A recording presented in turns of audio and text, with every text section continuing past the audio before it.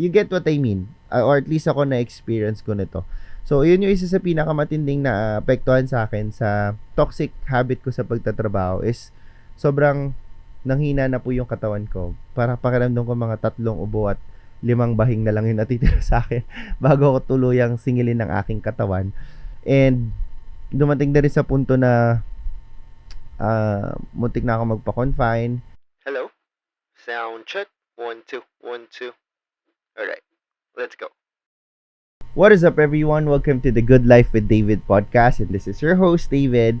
And today, I am recording a brand new episode for the podcast, and I'm quite excited dahil I was able to force myself to maximize the random surge of energy and motivation to record the podcast. And I'm quite excited to talk about this, even though this is a very tricky topic.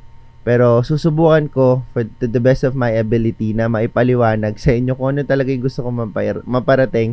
Kasi oftentimes medyo rumbled yung thoughts ko, so I always write a topic outline. But anyway, kung napanood nyo yung napakinggan nyo yung last episode ko sa podcast, trigger warning, I talked about death.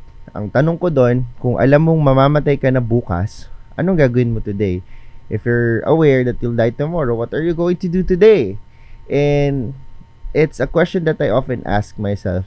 Why? Because in the past few months, even though I do not entertain the idea of trigger warning, offing myself, I've been entertaining or romanticizing the thought of me not existing at all. Na sana hindi na lang nag-exist ang isang David Arahan sa mundong ito. This is a direct result of me having a burnout. Na papagod na ako sa kaganapan ko sa buhay. And what is sad is this is all self-inflicted. Ang resulta ito ng sarili ko rin namang kagagawan. But before I proceed, kilala nyo naman ako. I'm not gonna use my platform to tarnish anyone's name or any corporation, institution. So whatever you'll be hearing in this podcast episode are purely my thoughts. I'm speaking from the heart. But if you want to put malice into the clear intention of the podcast, bahala na po kayo sa buhay nyo. But anyway, in the past few months of my life, I was having a burnout that I didn't really recognize or acknowledge. Sabi ko, isa lang tong pagod na matagal ko na namang nararamdaman at hindi to something bigger or deeper than that. At nakita ko kasi na isa kasi sa senyales na something's not okay inside my head is yung kwarto ko nagiging depression room na siya. Considering that I am a neat freak, gusto ko organize lahat ng gamit ko. In the past few months, I wasn't able to clean my room, and it was hard to function inside the room kung saan hindi malinis at hindi siya organized. There's so much clutter, I cannot focus. And in return, hindi ako masyado nakakapag-work sa bahay. Again, it took me months before I was able to finally clean it last Sunday, and I was able to do it within 2 hours, 3 hours. But still, hindi pa siya todong linis. Yung natanggal lang yung mga clutter. Pero yun yung isang senyales ko na something's not right. And para magkaroon kayo ng context, with all modesty aside, ako kasi yung tipo ng tao, when I have to do something, I want to do it all out. Gusto ko laging the best. Gusto ko todong bigay parate kahit gaano kasimple yung task na yan. Gusto ko todo. And siguro yun yung resulta nung idea na meron ako growing up na I have to perform well, I have to always do my best, and I have to always prove myself worthy for me to be worthy of love ng mga tao sa paligid ko. Which is quite sad for a young kid growing up to have that mindset na kailangan mo laging patunayan na deserving ka ng pag-ibig ng mga taong nasa paligid mo. And to this day, sinusubukan ko pa ring labanan at tanggalin itong mindset na nabuo sa akin. But it's hard. That's why, again, in everything that I do, I always have to give my all. Kasi yun nga yung mindset na meron ako. And ganun yung ginagawa ko sa trabaho ko ngayon for almost 2 years now that I've been teaching. Sinusubukan ko parating ibigay yung best ko. And again, hindi po ako nagyayabang, but with all modesty aside, paramdam ko hindi pa ito yung best. Parang it is not near my 100%. Pero, for some, parang mahusay na ito. Again, modest aside, I feel sick talking about this. Hindi ko rin to magagawa sa maraming aspeto ng buhay ko. Ibig ko pong sabihin, if I give my all out in my work, I cannot give my all out in my ministry sa church, which I will talk about more later on. At kaya ko po sinasabing self-inflicted yung burnout na nararamdaman ko because I have a very toxic work habits. Ibig sabihin, magtatrabaho ako sa school at pag uwi ko po, minsan hanggang madaling araw ay nagtatrabaho pa rin ako para sa mga bagay na hindi pa naman talaga kailangan or pwede pa naman siyang maset or magawa in the morning. But since I have so much ideas, I want to do so many things, hindi siya kayang gawin within the scope of my or within the working hours. So kailangan mag-extend. Pero hindi na yun naman nakakagulat dahil yun naman talaga ang buhay ng mga guro. Kaya ako medyo naiinggit sa mga kakilala o doon sa mga guro na natatapos yung trabaho nila within their 8 to 5. But anyway, iba-iba naman po tayo ng atake sa ating pagtuturo sa larangang ito. But again, it has become toxic and I didn't want to admit it. Ayokong aminin. Parang sabi ko kasi, ang justification ko pa nga, which is quite wrong, ang justification ko pa nga, kaya nga ako, I work hard kasi I work as if I am serving the Lord, which is just a false justification of the toxic habit that I have with regard to how I work or how I do my work. And katulad nga po nung nasabi ko, naapektuhan na yung ministry ko. And for my Christian friends out there, I hope I could just emphasize this enough na please do not put God second to anyone or second to anything. Dapat parating si God ang ating number one, and I had to learn it the hard way. And ngayon ay sinusubukan at inuunti-unti ko pa rin ang pagbabawi sa Panginoon. I hope that our non-Christian friends could understand this as well. But again, for my Christian friends out there, please never ever put God second to anything or to anyone. Bukod doon, naapektuhan na rin yung social life ko. I barely go out with my friends. Bukod sa busy din sila, ako rin ay wala na akong time plus resources to even go out with my friends. At ang pinakamalalang naapektuhan po siguro nito yung aking katawan at yung aking isip. I wasn't able to cross-reference it before I started recording the podcast. But I have a book here entitled Creative Leadership in Recreation. And in one of the chapters of this book, the authors talked about the mind and the body being one. And I also used that as the reference for my first ever David Tries to Teach video on my YouTube channel na naka-private na ngayon. But anyway, in-emphasize nila sa chapter na yon na ang utak natin at ang ating katawan, they function differently but they function as one, or they exist to help each other out. Ibig sabihin, my body cannot function without the brain, and the other way around, the brain cannot function without the body. At sa ganung pamamaraan, kung ano ang nangyayari sa katawan ko ay naapektuhan din ang aking pag-iisip, ang ating mental. At in the other way around, kapag may nangyayari sa atin mentally, hindi tayo okay mentally, nakikita rin yun sa ating katawan. I'm hoping na tama itong mga pinagsasabi ko. You can cross-check it na lang sa internet. For example, if you are not okay physically, kadalasan mabilis uminit yung ulo mo, mabilis kang mas malungkot. Minsan kapag galit or hindi okay yung pag-isip mo, tuliro ka and all, yung katawan mo hindi ganun kataas yung energy level niya. But again, I have no parang solid reference, kaya cross-check na lang. But you get what I mean, or at least ako na-experience ko nito. So, yun yung isa sa pinakamatinding na apektuhan sa akin sa toxic habit ko sa pagtatrabaho is sobrang nanghina na po yung katawan ko. Para pakiramdam ko mga 3 ubo at 5 bahing na lang yung natitira sa akin bago ako tuluyang singilin ng aking katawan. And dumating na rin sa punto na muntik na ako magpa-confine sa sobrang pagod ko. And alam kong mali itong panalangin na ito, pero I even pray to God na, Lord, please, gusto ko na po ma-overfatigue para ma-force na akong ma-hospital. even though ayokong na-hospital or ayokong nako-confine. Di pa ako nako-confine ever. Siguro dahil sa takot ko ma-confine, di pa ako na-confine ever. Tatakot kasi ako sa gastos. But anyway, pinag-pray ko kay Lord. Alam kong mali na, Lord, i-overfatigue niyo na po yung katawan ko kasi gusto ko na pong magpahinga or makapagpahinga lang man lang kahit ilang araw.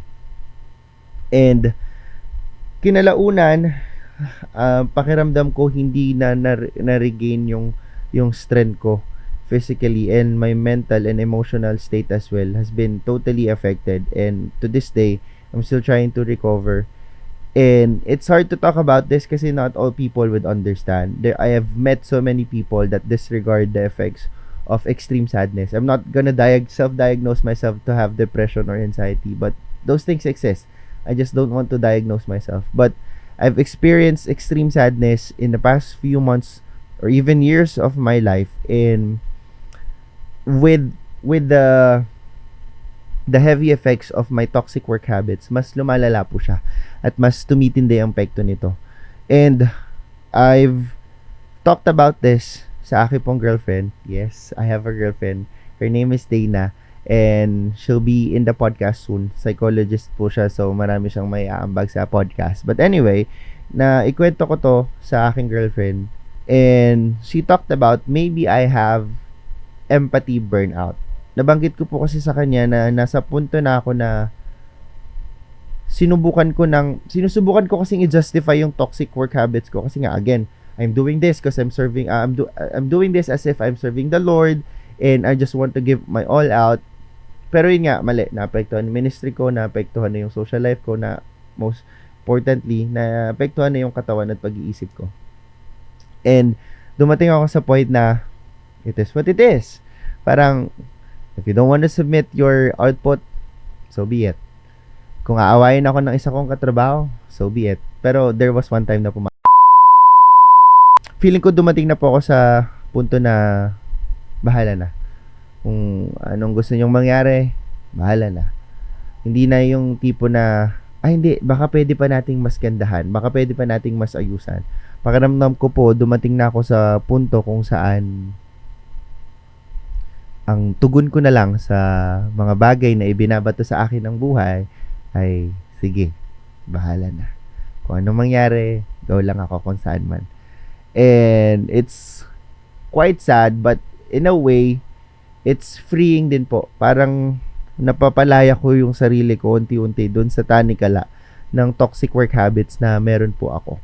And mas nauunawaan ko na po kung bakit importante mag-set ng boundary sa ating trabaho, sa ating buhay, sa iba't ibang aspeto nito. And to put ourselves as the number one priority in terms of taking care of our body. Katulad nga po ng itinatry kong i-advocate ay yung holistic well-being or holistic wellness, kung saan yung physical, emotional, mental, social, even spiritual aspects of your life ay dapat healthy siya all together at walang napag-iwan ng isang aspeto nito. And ang nakakatawa po kasi dito, this is not something new. What is weird is, para po sa kaalaman ng iba, since I want to be honest, I resigned na po dapat ako. Siguro December pa lang, no, first year of teaching ko, decided na ako to quit teaching at all. Hindi yung mag-resign ako sa school ako saan ako tuturo, then lilipat ako sa iba. Inamin ko po yun sa aking boss. Nasabi ko po, hindi naman dahil nandito ako sa school natin kung ba't ko nararamdaman to. Pakiramdam ko po, saan man akong na school ay mararamdaman ko to. I think it's just a blessing in disguise that God put me in our institution. Kasi kung sa iba, malamang mas hindi ko siya kinaya at mas naging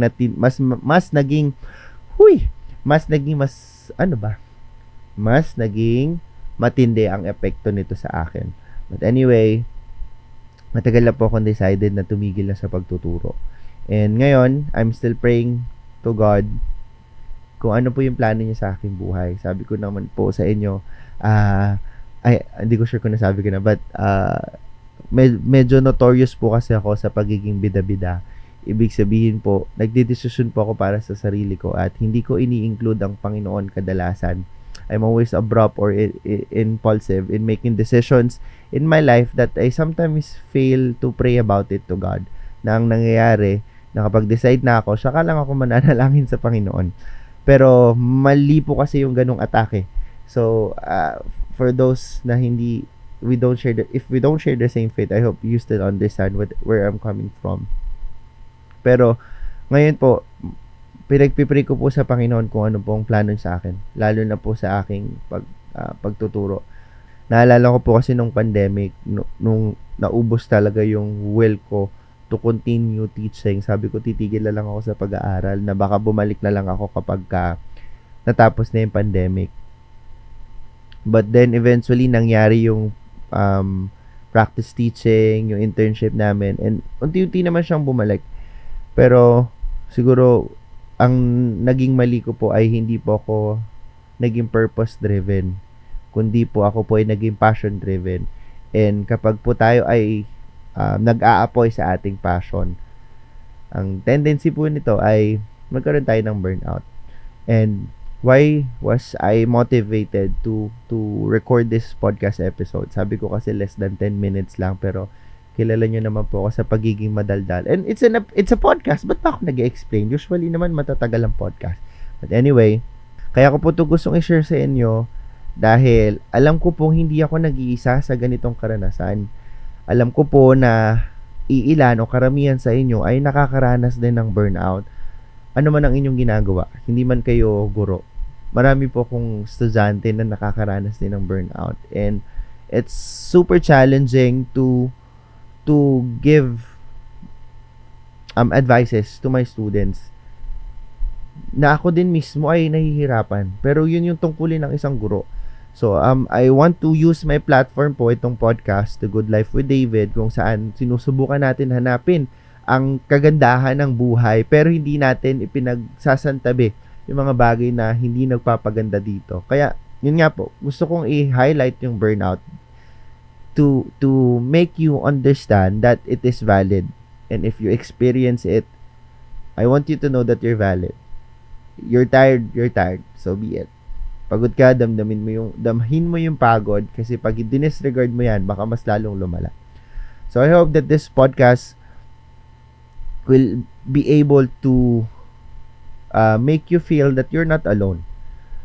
At hindi ko sinasabing maganda na marami tayong nababurnout, but what I'm saying is you have a support system.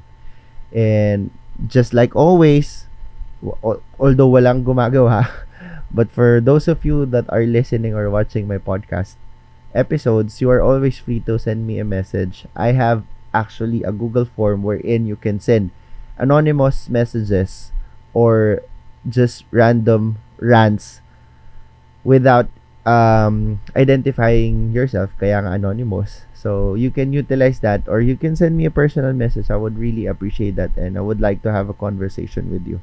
And ngayon, nawa po ay patuloy pa rin kayong makinig sa aking mga podcast episodes. Alam ko pong sobrang tatagal ng mga interval, but I am leaning to lessening my workloads na pag tapos na ang aking 8 to 5, tapos na rin ang aking trabaho. So, I could have more time to do other stuff na nakakapagbigay din naman sa akin ng fulfillment, which is content creation, isa doon. So, sa mga hindi pa po nakakapag-subscribe sa aking Metal Monday letters, kung saan po every Monday ay nagpapadala ko ng letter or mensahe through Gmail, kung saan ang purpose nito ay to help you become metal, or ibig sabihin malagpasan mo ang mga pagsubok ng buhay ng, metal. Lagi ko nalilimutan yung meaning nun. Search na lang po sa Google. But anyway, that is it for this episode. I hope you enjoyed the things that we talked about today. And again, this is The Good Life with David, and I hope you have an abundance of everything good.